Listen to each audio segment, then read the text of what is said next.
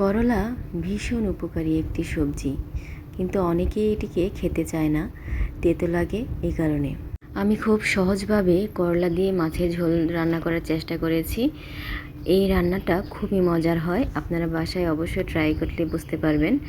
আসসালামু আলাইকুম, সবাইকে স্বাগতম উম্মে সালমাস কিচেনে। আজ আমি রান্না করব রুই মাছ দিয়ে করলা আলুর ঝোল। ভীষণ মজাদার একটি খাবার, একটু তেতো লাগবে না। চলুন তাহলে রান্না শুরু করা যাক। আমি এখানে বড় সাইজের একটি করলা নিয়ে নিয়েছি আর 2টি মাঝারি সাইজের আলু করলা আমি কেটে নেব। আর এখানে নিয়ে নিয়েছি আমি রুই মাছের কয়েকটি টুকরো। রুই মাছের মধ্যে হলুদ গুঁড়ো, মরিচের গুঁড়ো, লবণ, সামান্য একটু লেবু রস দিয়ে মেখে নিয়েছি। এখন আমি রুই মাছগুলোকে ভাজতে থাকবো।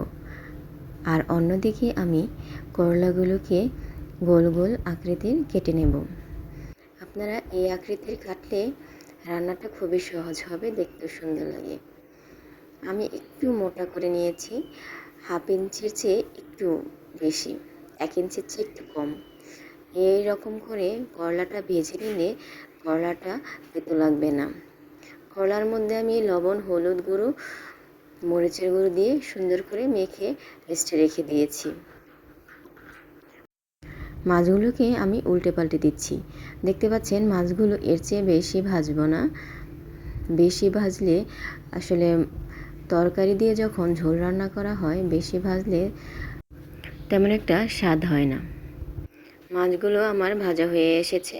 এখন আমি আলু গোল গোল করে কেটে নিয়েছি। আলুগুলো 1/2 ইঞ্চির মতো করে কেটে নিয়েছি। লবণ, হলুদ, মরিচের গুঁড়ো দিয়ে সুন্দর করে মেখে রেস্টে রেখে দেব। তারপর মাছগুলো নামিয়ে নেওয়ার পর আমি এখন সুন্দর করে করলাগুলো ভেজে নেব। এই অবস্থায় চুলার আঁচটা মাঝারি রাখবেন। করলাগুলোকে সবগুলো একটা একটা উল্টে পাল্টে ভেজে নেব। আমার ভিডিও যদি আপনাদের ভালো লাগে তাহলে অবশ্যই আমার চ্যানেলে সাবস্ক্রাইব করে আমার পাশে থাকবেন। কমেন্টস করে জানাবেন আপনারা কীরকম রান্না দেখতে চান। আমি চেষ্টা করব খুবই সহজ উপায়ে রান্নাগুলো তৈরি করার। আমার এখানে করলাগুলো প্রায় হয়ে এসেছে।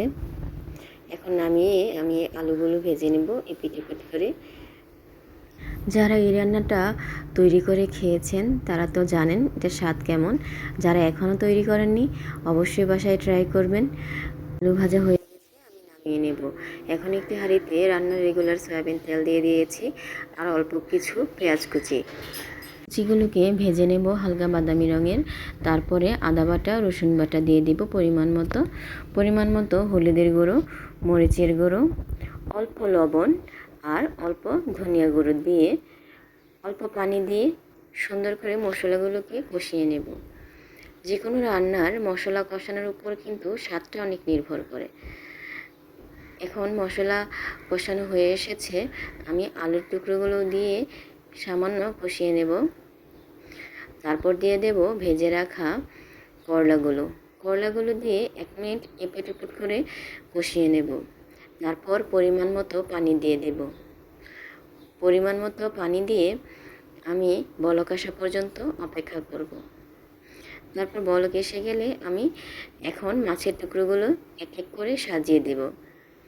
আপনারা অবশ্যই এই রান্নাটা ঢাকনা না দিয়ে রান্না করার চেষ্টা করবেন। তাহলে কি হবে, যদি করলাটা তেতো থাকে তাহলে তেতো ভাবটা তরকারির মধ্যে বেশি একটা আসবে না। ঢেকে রাখলে অনেক সময় তরকারিটা তেতো বেশি লাগে। ঝোলটা গাঢ় হয়ে আসলে ধনেপাতা, কাঁচামরিচ দিয়ে নামিয়ে ফেলব। এখন আমার রুই মাছ দিয়ে করলার ঝোলটা তৈরি। দেখতে পাচ্ছেন কত সুন্দর লাগছে কালারটা, খেতেও ভীষণ মজার হয়েছে। আজ এ পর্যন্তই। ইনশাল্লাহ আবার দেখা হবে অন্য কোনো নতুন ভিডিও নিয়ে। ততক্ষণ পর্যন্ত সবাই ভালো থাকবেন, দোয়া করবেন আমার জন্য।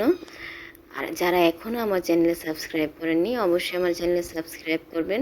আর যদি ফেসবুক থেকে দেখে থাকেন অবশ্যই ফলো করবেন। আল্লাহ হাফেজ।